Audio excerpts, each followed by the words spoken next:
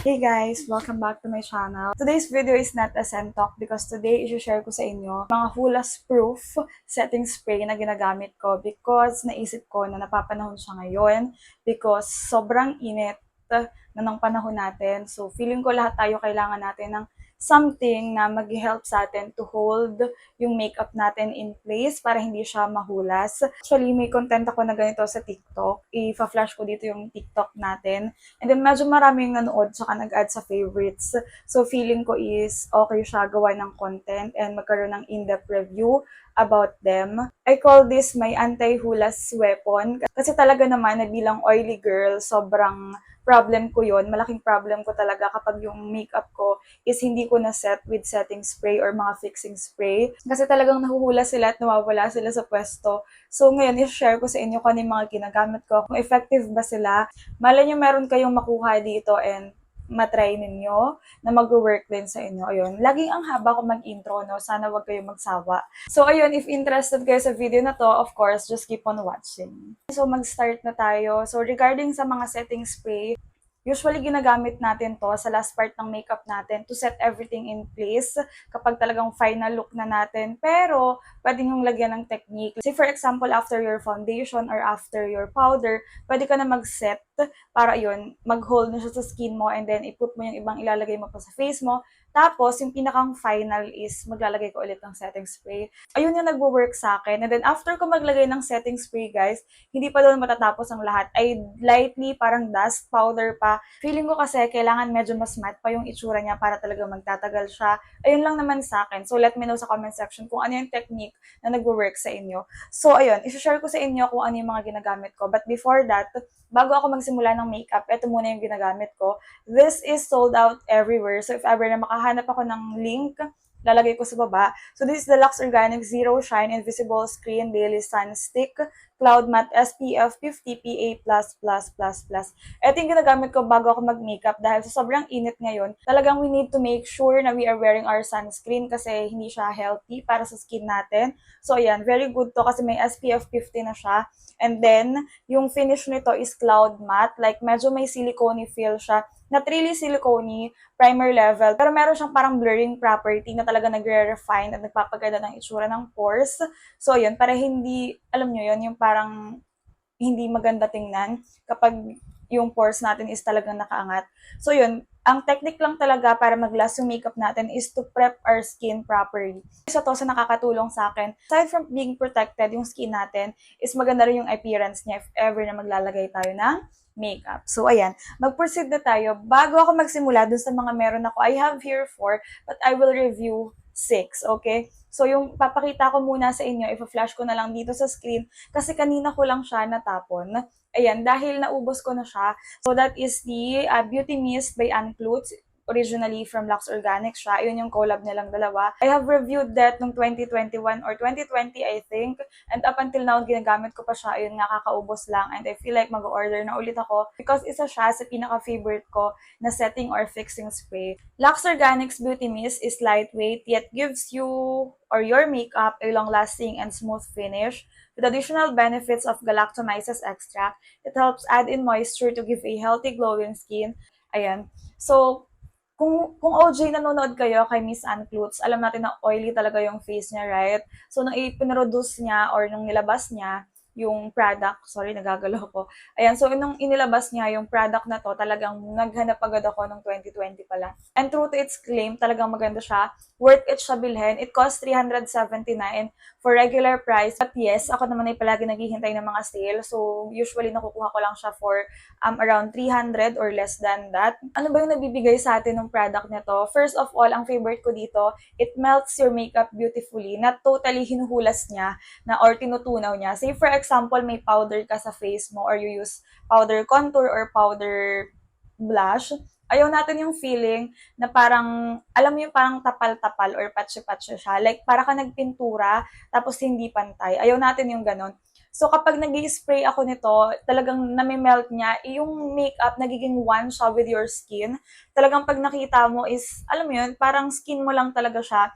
pero hindi mo matrace kung saan nagsisimula yung makeup, say for example, yung blush or yung contour, hindi mo mahanap kung saan siya nagsisimula at saan siya nagtatapos.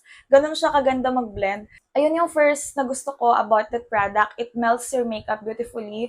Another na gusto ko sa kanya, it has galactomyces. Sabi daw, it adds in moisture sa face natin. You might be wondering why I need to add moisture kung oily na nga ako. Sabi raw sa mga nabasa ko and sa mga napanood ko na rin, yung skin natin, parang nagre-react siya. When it feels dry, nagpo-produce siya ng more oil kasi nga feeling niya dry, so parang need niya mag-oil up. Kapag moisturize siya, medyo relax yung skin natin, hindi siya ganun mag-oil up. So maganda yung galactomyces, it adds moisture sa face natin as well as it makes our skin parang supple. So ayun, parang medyo pino yung balat natin kapag moisturize siya. So, yun yung pinakang favorite part ko about that. Also, matte siya or parang nakakalast siya ng makeup. But then, hindi siya like flat matte. Meron siyang onting glow. Pero, alam mo yung parang hydrated lang yung skin natin. Hindi yung talagang parang tuyong-tuyo na very flaky. Na yung parang nagbabalat tingnan. Hindi, it looks healthy. Ayun yung pinakang favorite part ko doon. Kapag inilagay mo siya sa face mo, your face or your skin will look healthy at the same time na hold yung makeup. In terms naman ng pag-hold niya or kung gaano nagtatagal yung makeup, nag-oil up pa rin ako, yes. Pero kasi yun ang talaga yung problem ko talaga nag-oil up ako kahit ano pa yung gamitin ko. But then, hindi siya yung parang nahuhulas or nauubos. Say, pag umuwi ako and then winipe ko with wipes o kaya naman with cotton pads, nandun pa rin yung makeup. So, hindi siya natanggal, hindi siya nabura, or whatsoever. So, those are the best things about that product. So, ayun. Okay, next on my list na hindi ko rin maipapakita sa inyo but I will flash a photo is the CC Lasting Makeup Setting Spray. Ayun, yung color pink yung cup. Kasi yun daw yung for oily skin. Meron pa siya, may ganun pa ako. Hindi ko lang siya mapapakita sa inyo. Kasi naiwan ko siya sa school. Ayun, ganun ako ka-oily guys and ganun ko ka-love yung mga setting spray ko. Even sa school meron ako. Kasi minsan sa bahay, nagmamadali ako mag-makeup lalo na kapag late. So, ang inilalagay ko na lang is yung base. Tapos ipapowder ko siya, magli-lipstick na ako and then alis na ako. Tapos yung ibang steps, sa school ko na tinatapos para di ako malilate. Tapos, syempre, kapag natapos ko na yung makeup, I need to reapply the setting spray para mag-hold pa rin yung makeup. Kaya, yun, yung CC, siya yung pambato ko na nandun sa school. So, yung price nito is 369 according dito. Pero parang dati 200 plus lang siya. Maybe because nag-trending talaga siya. Actually, it is a TikTok made me buy it. Trending siya sa TikTok. And sabi daw, it makes your makeup parang transfer proof. So, ayun, binili ko na siya. Ito yung pink cup. Ito yung walang glitter, pero yung for matte skin. Hindi ko mahanap yung pinakang mismong mga claims niya. Sabi daw, this setting spray will keep your makeup in place. And true naman na talagang hindi mahuhulas yung makeup mo kapag gamit mo doon. Yung hindi lang ako agree about doon sa pag-advertise nila about that product is transfer proof daw. Kasi may mga napapanood ako na kahit i-wear mo daw yung mask mo, hindi siya magta-transfer. And I feel like that's impossible kasi kahit anong makeup yung ilagay natin and then kahit anong powder, kapag nag-oil up siya, yung oil, di ba nakaka-melt naman talaga siya? Kaya nga meron tayong mga cleansing balm, cleansing oil, kasi nakaka-melt talaga siya. So, I don't think merong isang setting spray na madidiscover, I'm not sure lang, na talagang magiging transfer proof, like yung kahit iganon mo yung makeup or yung tissue or yung, what do you call this, yung mask mo is hindi talaga siya sasama. Wala akong alam na may ganun, pero nakakatulong naman si Sisi, talagang maganda siya. Ang hindi ko lang gusto sa kanya, or ang natatakot lang ako sa kanya is maybe hindi ka kasi ako sure about dun sa, alam niyo, yung sa parang manufacturer. Unlike si Lux Organics na talagang sure na ako doon sa quality niya, medyo natatakot ako doon sa CC kasi alam niyo yun, parang yung skin ko nga is very sensitive, it's acne prone, na kapag sinusunod-sunod ko siya, feeling ko yung face ko is nalalagyan ng mga chemical na parang nagkukos mag-breakout. But so far, hindi naman, wala naman siyang ganong effect. I don't know. something lang yun about me. So, ayun, medyo slow down ako sa paggamit sa kanya. Gagamitin ko lang talaga siya kapag hindi ko natapos yung makeup ko or kapag kailangan ko ng something na, yun, nasa school na ako. Pero if I still have a choice, yung iba yung pinipili ko. Pero yes, okay siya, guys. Maganda siya. Wala ko sinasabing any negative. It's just me na, alam niyo yun, mas gusto ko talaga yung something, yung product na sure ako. And I'm parang more on, gusto ko talaga is parang Filipino made. Kasi targeted talaga siya sa skin nating mga Pinay. So, ayun lang. Pero, overall, maganda siya. Yes, it works. It can hold your makeup in place naman. Okay, another TikTok made me buy, guys, is this Dazzle Me Get a Grip. Ayan, it is a makeup setting spray. I think 199 yung price nito. I'm not sure, but ilalagay ko dito or if-flash ko somewhere. It's long-lasting, it's all control, and meron daw itong fine mist. Nabili ko to because si John Ray, pinopromote siya. Madami pa siyang laman, guys. Because na-mention ko na to sa isa kong video, I'm not sure kung napanood niyo yun, pero medyo matagal na kasi siya. Yes, sabi nila is nakakatulong daw to hold your makeup. And kagaya ni CZ, actually, medyo may same performance sila. Kaya marami pa siya at hindi ko siya madalas nagagamit. Because may something do sa, I don't know if ingredient siya, do sa product na to, that when I use and pinatagal ko siya sa face ko, like maghapon ko siyang ginamit, parang nagkaka-breakout ako sa kanya. Actually, ito ay nung yung face ko is talagang sobrang dami pang breakout. Maybe lifestyle yon or skincare na ginagamit ko. Pero, ayun, or nagkataon lang talaga na nagkakaroon ako ng parang breakout kapag ginagamit ko to. I'm not sure. Ngayon, medyo clear na yung skin ko. Medyo okay na siya. Siguro ito try ko ulit. Tapos kung I will let you know. Pero, nirate ko to ng mababa do sa video ko. Kasi ayun nga, medyo nagkakaroon ako ng breakout sa kanya. So, itatry ko ulit siya. Pero by now, ang rating ko sa kanya is hindi ganun nga kaganda. Because yes, nagagawa niya yung job niya na ma-hold yung makeup mo. Kagaya ni Sissy, hindi rin nagiging transfer proof. But then, ayun, may something sa kanyang ingredient na hindi okay sa skin ko. Pero siguro nga, skincare ko lang yun dati or talagang medyo marami lang akong breakout dati and nasisi ko lang siya. This one, kung hindi naman sensitive yung skin nyo, ito yung pinakamura sa lahat ng meron ako dito. So, siguro pwede nyo siya itry. And then, Filipino made siya. So, yun, nakaka-proud kasi, ayun, may mga, alam niyo, nag-i-step up yung mga brands sa ating country and talagang lumalaban sila sa mga international brands. Okay, another Lux Organics products is the Shine Free 3 times Matte Ultra Fine Mist. Anti-sebum, anti-pollution, and antimicrobial. Dermatologically tested. Eto, napakita ko na to sa napakarami kong video. Actually, isa sa pinakaunang video na nagawa ko about skincare is yung battle nito at saka ni Fresh. Ang sabi ko noon, ang problem ko dito is yung mist. But right now, ayan, nakaka-proud kasi nasolusyonan na sila, guys. Nag-iba na nga yung packaging okay na. Nabigyan nila ng solution, yung malaking, alam mo yun, parang hindi siya mist para siyang false. Ganon, kapag in-spray mo siya, mayroon siyang malalaking particles na nakakatakot kasi baka masira yung makeup natin. But overall, I super like this. It's 11/10 talaga. Nagagawa niya yung job niya na kakalm niya yung, alam mo yun, yung mga pores, parang yung makeup mo masiset niya, mamamatify niya yung skin mo. Maganda siya, guys. Tsaka, yung amoy niya, amoy skincare siya. Hindi siya nakakatakot i-apply. Yung niacinamide, it helps brighten our skin. Tea tree extract, parang meron siyang antimicrobial property na nakakapagpa-calm ng mga breakouts. Witch hazel extract, maganda rin siya. I think parang it helps moisturize our skin. Nakakatulong din talaga siya sa skin texture. So, lahat ng ingredients ito is maganda. And sabi daw, it's serum boost. So, aside from the anti-shine property niya, meron din talaga siyang skincare ingredients. And ganun yung gusto ko sa isang setting spray. Like, all around. Mixture siya ng makeup and then skincare. This one is 200, I think, 260 something. I will check para hindi ako nanghuhula. Sorry, it's 249.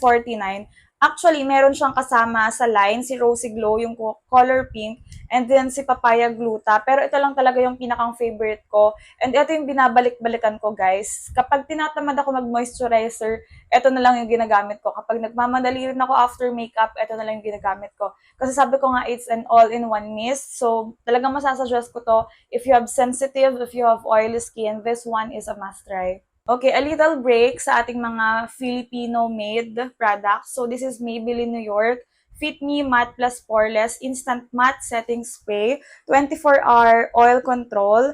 It's non-comedogenic. Kapag nabasa nyo yun, guys, yung non-comedogenic, it means hindi siya nakakaklag ng pores. So, kapag clogged yung pores natin, ang nangyayari is hindi siya nakakahinga and mas nagkakaroon tayo ng mga whiteheads, blackheads, and magli-lead siya sa breakout. So, hanapin ko lang yung kanyang price. Ayun, it's 499 pero nakuha ko to ng 500. Ito at saka yung do you call that? Yung primer. So, talagang super sulit ko siya nakuha. Online, I think Lazada ba or Shopee. Ayan. So, ang claims nito are shine-free matte look. And yes, it's really mattifying. Sa lahat ng ipapakita ko sa inyo ngayon, ito yung pinaka-mattifying. Like, matte kung matte. Ayan. Splash-proof, Lux makeup for 24 hours. Non-drying feel. Makeup looks fresh all day. Doon sa, in terms of parang non-drying feel, yes, kasi matte siya, pero hindi siya flaky on the skin. Ayan, so non-comedogenic formula with witch hazel, does not clog pores, and suitable for sensitive skin. Ito yung talagang hindi siya skincare, literal na makeup lang siya, makeup setting spray, na pinagkakatiwalaan ko. Because wala siyang negative reaction on my face, maybe nagwo-work sa akin talaga yung mga matte or yung mga Fit Me ni Maybelline. Isa siguro na factor yun kasi favorite ko din yung primer nila. If you want a review or in-depth review of that, pwede ko namang gawan. Pero going back to this, talagang tuwang-tuwa ako ka dito kasi matte siya and then hindi nagre-react negatively yung skin ko. It keeps your makeup in place. Hindi rin siya totally, what you call this, transfer proof. Ako kasi ang practice ko, kapag yung face ko is nag-oil up, kumukuha ko ng tissue paper sa school tsaka ibinablat ko siya bago ko i-blot ng blotting paper. O, di ba, extra trabaho or extra gastos siya. Pero feeling ko lang yung tissue kasi, ewan ko, hindi gumagalaw yung makeup kapag yun yung ipinang-blot mo. Unlike yung blotting paper, medyo madulas siya, di ba? Feeling ko gumagalaw yung base. Pero kapag gumamit ako nito, tapos tissue, like, kapag tinisyo mo siya, nagiging matte ulit siya. Ganon, yung parang bumabalik sa pagiging fresh yung makeup. Pero at the end, or at the middle of pero in the middle of the day, talagang practice ko na yung mag-tissue ako. So, I always have parang extra tissue sa aking mga bulsa ng blouse ko, yung uniform namin sa school. Kasi nga, ganun yung practice ko. Pero yes, totoo na kapag ginamit mo to, once na ibinlat mo yung face mo, babalik siya sa dati or para magiging fresh ulit yung makeup mo. And talagang sobrang dami mo pang foundation and mga powder or liquid products na makukuha kapag magtatanggal na ako ng makeup using para mga cotton pads, ang dami pa rin makeup. Ibig sabihin, hindi siya nawala. So, kahit itinitisyo ko siya, yung lumilipat doon is yung part lang na may oil, pero yung talagang nasa mukha ko, hindi talaga siya nabubura. So, this one is nice din, kahit, ayun, medyo mahal siya and wala siyang masyadong skin-caring ingredients maliban sa witch hazel. And sabi naman dito, it's suitable for sensitive skin, so siguro kaya siya approved ng skin ko. Okay, so let us save one of the best for last. Ayan, this is Get Ready with Miss. All About That Base Life Proof Fixing Spray. Ito yung variant na Radiant, yung kanilang color rose gold, kasi yung isa is gold, yun yung matte. You might be wondering kung bakit ito yung kinuha ko kahit na ako ay matte, i-explain ko mamaya. So, this product has glycerin, aloe vera extract, and centella asiatica. Sa lahat ng box or sa lahat halos ng mga skincare and then makeup, yung Get Ready With Me yung talagang pinaka very good in terms of information. Makikita mo dito kung ano yung contents niya, makikita mo yung how to use ingredients, lahat ng caution, lahat ng mga dapat mong malaman, tapos may nakaprint pa dito na pwede mong sulatan kung kailan siya mag-i-expire or whatsoever. So, this one, medyo mahal lang siya. I think 400 plus to. 430 ml. Maliit lang yung binili ko because sabi ko dati itatry ko lang and then maganda naman siya. This one is a fixing spray. Ibig sabihin, pwede mo siya i-apply before, after, or to refresh or to freshen your makeup. Pwede siya sa lahat. Then, aside from the makeup property nung what do you call this, setting spray or fixing spray na to, ang favorite thing ko sa kanya is meron siyang mga skincare ingredients such as Centella asiatica extract and aloe vera extract that are very good in keeping our face parang moisturized and ayun, less sensitive or para maka-help din na hindi mag-flare up or mag-breakout yung skin natin. Kasi usually, yung mga breakout or anti-pimple, anti-acne, ayun, na mga ingredients is merong aloe vera and Centella asiatica kasi talaga nakakatulong sila for sensitive skin. And yes, meron to. Very good din sila in terms of spray, ayan. Talagang pino siya. And then, ayun, I don't know kung bakit meron siyang metal ball. I feel like para mahalo yung ingredients niya. I'm not sure lang. Let me know. Ayan, kasi nakakalog siya. Ayan. This one, it keeps your makeup fresh all day. Hindi rin transfer proof. Yes, kasi palagi ko yung sinasabi kasi feeling ko budol kapag sinabi na entirely magiging transfer proof yung makeup natin. It keeps your makeup fresh and parang looking good all day.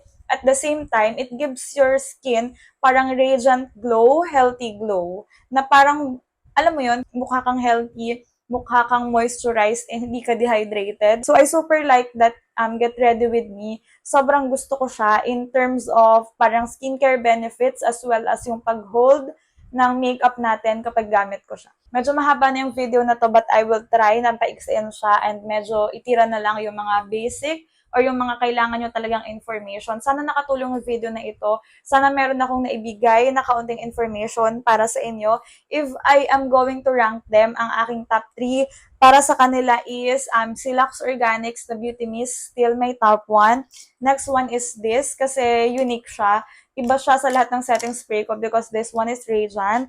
And then, actually, I'm torn between these two talaga. Pero in terms of price and skincare benefits, I think I will go for this Lux Organics na Shine Free. Pero still, I will repurchase this. Nakakatulong din siya para ma-hold yung makeup. So, ayun yung top 3 ko. Medyo magulo, no? Pero nahihirapan talaga ako mag-decide. Lahat sila talaga I love ko. So, again, that is all for my anti-hulas weapon. So, ayun lang for this video. Thank you so much for watching. I hope you like and subscribe to my channel. Bye!